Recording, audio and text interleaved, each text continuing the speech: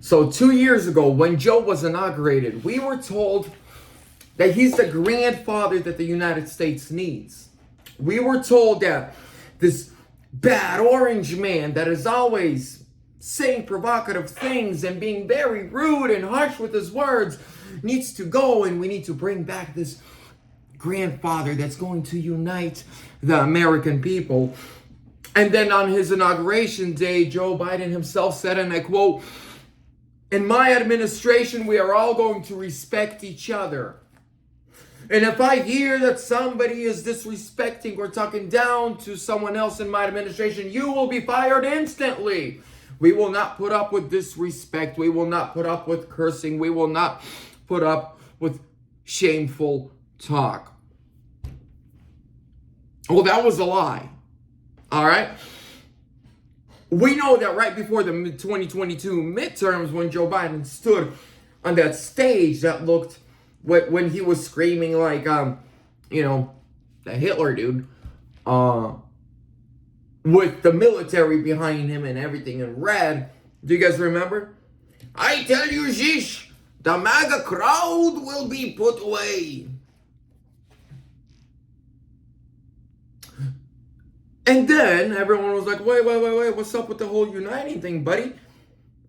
You just disrespected and put down and pretty much called domestic enemies at least 75 million people. "We will do this," yelled the authoritarian dude that is trying to lock up his political enemies. Well, now, ladies and gentlemen, what is happening? The media is churning on him. There's a big report. "Get the F out of here." Angry Joe screams at staffers, abuses his aides behind closed doors. Joe Biden is a mean and nasty old man behind closed doors, according to a new media report. The mainstream media loves to portray Joe Biden as a loving and benign grandfather. Of course, this isn't true.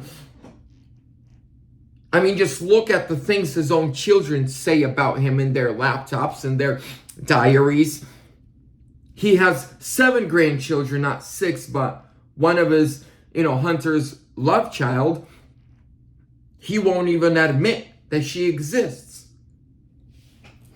Joe Biden fondles children, took inappropriate showers with his daughter, Ashley Biden's diary, and refuses to acknowledge his beautiful granddaughter, Navy. Biden has also used his drug-addicted son Hunter as a bagman to collect money from some of the most dangerous criminals in the world. According to a new report by Axios, Joe Biden abuses his aides. The left-wing media is starting to churn on Joe Biden ahead of the 2024 elections. And here's what Axios is reporting. In public, this is their quotes. In public, President Biden likes to whisper to make a point. In private, he's prone to yelling. Behind closed doors, Biden has such a quick trigger temper that some aides try to avoid meeting alone with him. Some take a colleague almost as a shield against a solo blast. The president's administration and these are what his staffers have said he's done. God damn it. How the F don't you know this? This is things he's yelled at them. "Don't effing BS me." Now, I'm not gonna curse. We try here at American News Network to be a family-friendly, educational, yet throw in some comedy, political pundit show. "Don't effing BS me and get the F out of here." According to current and former Biden aides who have witnessed and been on the receiving end of such outbursts. Now, I'm still reading from the far left report. This is their words. Why it matters.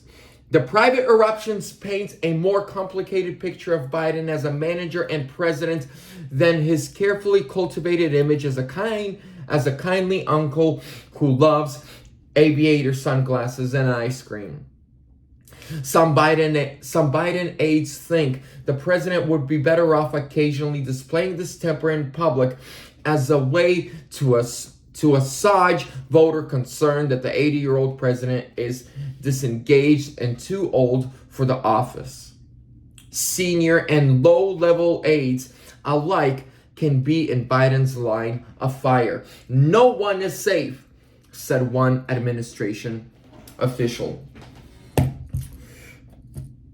According to Joe Biden's own words, he needs to fire himself. He needs to fire himself for being disrespectful, for screaming at people, for putting people down. I remember when Biden was inaugurated, CNN came out and said, feels like we finally have adults in the White House. That one dude, that one reporter who I believe was fired now was crying. Oh my goodness. I woke up today and I told my kids, you can do anything you want. If you lie and if you cheat and if you harvest a lot of dead balloons. You know what's interesting is I've been thinking, why is he's got all these supporters, supposedly the most popular president in the United States history. YouTube had to, less than a month after he became president, YouTube, less than a month after, had to disable the dislike to like ratio. So now you can only see the likes. You can't see the dislikes because of him. Joe Biden, about a month and a half ago, posted a video asking for donations for his 2024 presidential campaign. The video less than a week, reached like 1.6 million views. 1.6 million views. I'm sorry, I dropped my pen. 1.6 million views in less than a week. And I made a video on this.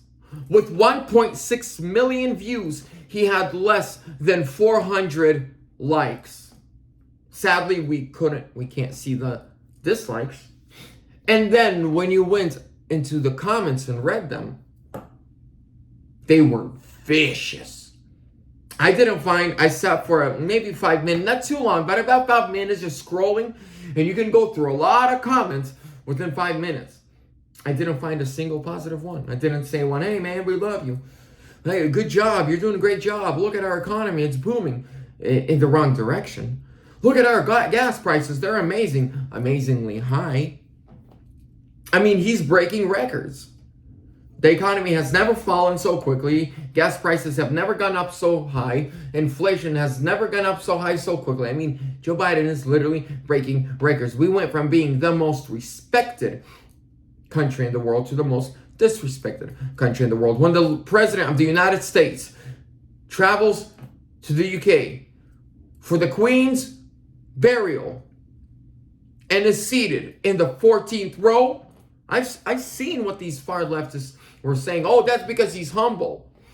Humble has nothing to do with it. If you understand politics, even a little bit, seating has to do with where your country stands in the world.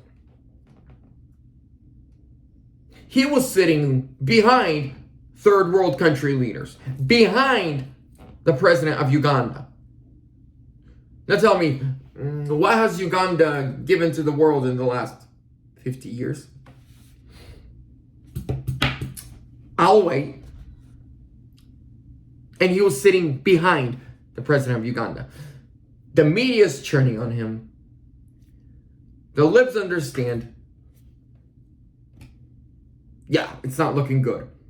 And plus, nobody likes him. Everybody that voted for him, when I talked to them, why did you vote for them? Why did you vote for him? Oh, I didn't want Trump. So it's not something he did. They just don't like Trump. That's it. I'm voting for Trump. I'm not voting against Biden. I'm voting for Trump. Now, see, as you all know, I have a mini Joe here with me. And this guy would get much more done for the United States of America than that one. And he probably don't touch kids, huh? Good job. All right, ladies and gentlemen, make sure to like, comment, subscribe, share. If you like the show and would like to support us, you can use the links down below in the description for my store and my pillow. Use promo code ANN at checkout. Also, there's a link to my merch store, magamerchus.com. There's my email. Other ways you can support and reach out. God bless you. Have a great day. See you in the next one.